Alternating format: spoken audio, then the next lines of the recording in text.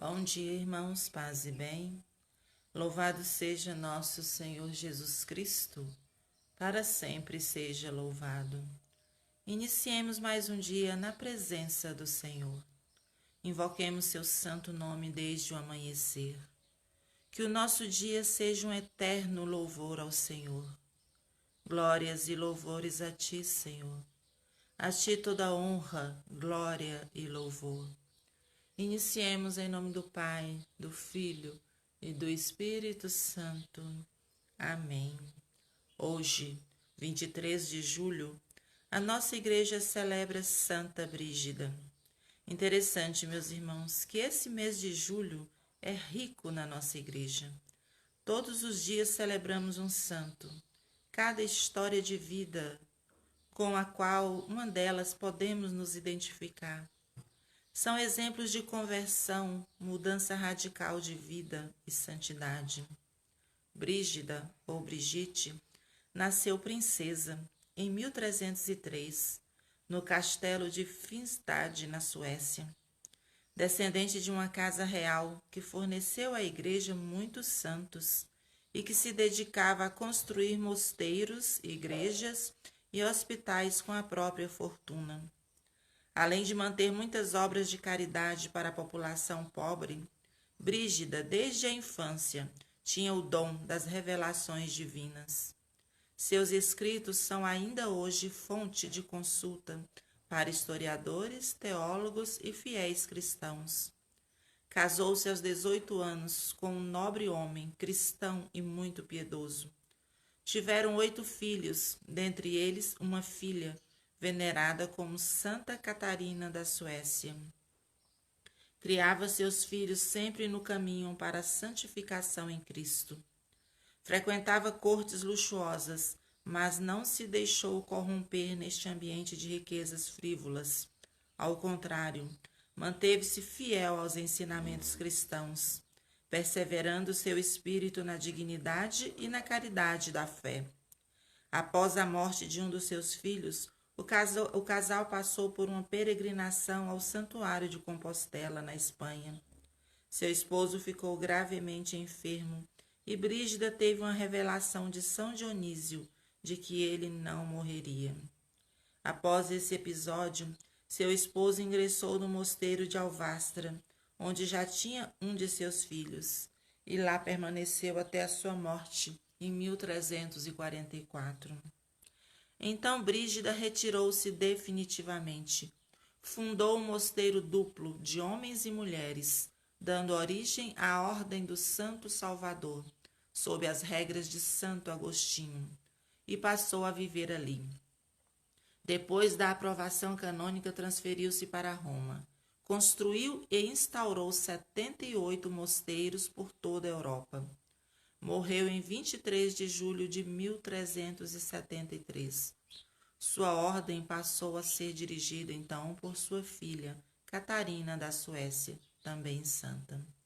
Foi canonizada em 1391, apenas 18 anos após sua morte, e o local onde ela residia em Roma foi transformado em uma belíssima igreja dedicada a ela, Santa Brígida. Santa Brígida, rogai por nós. Agora, meus irmãos, abra sua Bíblia em Mateus, capítulo 13, versículos de 10 a 17. Proclamação do Evangelho de Jesus Cristo, segundo São Mateus. Glória a vós, Senhor. Aproximando-se os discípulos, perguntaram-lhe: por que lhes falas em parábolas? Jesus respondeu: porque a vós foi dado conhecer os mistérios do reino dos céus, mas a eles não.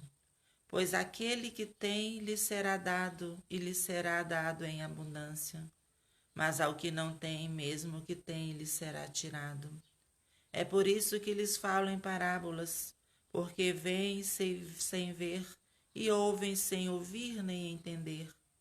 É neles que se cumpre a profecia de Isaías, que diz: certamente haveis de ouvir e jamais entendereis, Certamente haveis de enxergar e jamais vereis, porque o coração deste povo se tornou insensível, e eles ouviram de má vontade e fecharam os olhos, para não acontecer que vejam com os olhos e ouçam com os ouvidos, e entendam com o coração e se convertam, e assim eu os cure.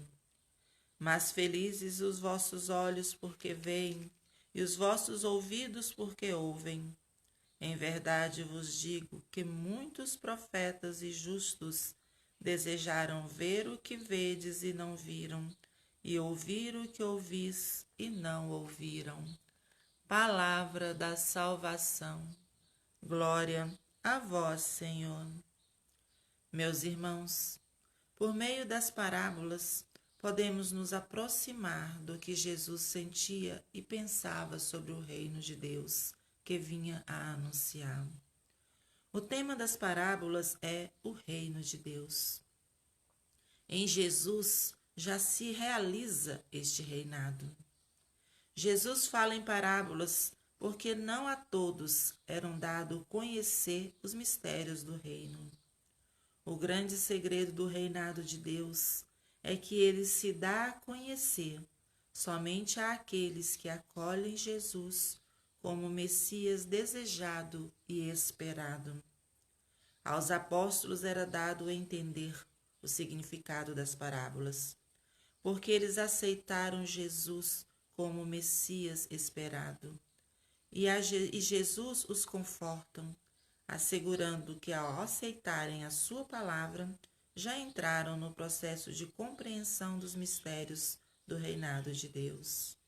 Aos outros, se cumpriam a profecia de Isaías.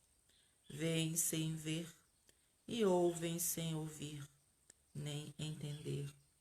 Seus corações estão insensíveis, seus olhos fechados. A profecia de Isaías é dura, são palavras de denúncia e de condenação, mas, sobretudo, palavras que convidam ao arrependimento e à conversão.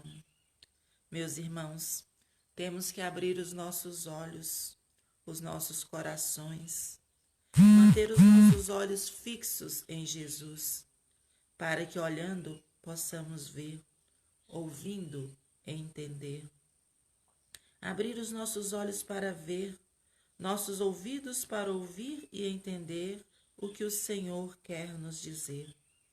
O seu reino é para aqueles que veem, ouvem, entendem, traz para a vida, vive, pratica, ensina e testemunha com a própria vida as suas palavras. Meus irmãos, sejamos instrumentos de Deus na vida do outro. Nos deixemos ser usados, conduzidos por Ele. Louvado seja nosso Senhor Jesus Cristo. Peçamos juntos, meu irmão. Ficai comigo, Senhor.